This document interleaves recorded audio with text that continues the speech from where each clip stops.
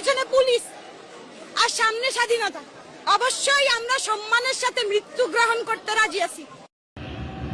কিছুই চেঞ্জ হয় না এই দেশে। কেন হয় না জানেন? আমাদের পকেটে 2 টাকা আসলে একটু চেহারাটা কেউ চিনলে আমাদের চলার ভঙ্গি চেঞ্জ হয়ে যায়।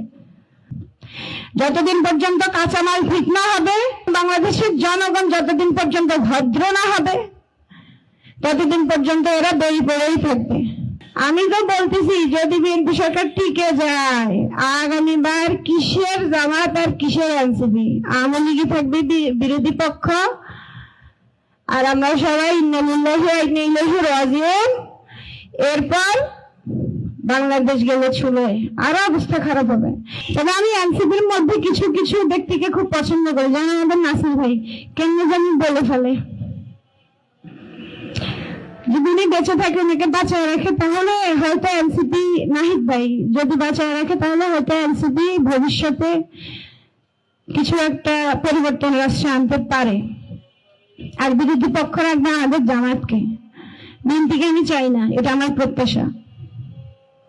আমি চাই না বিএনপিকে।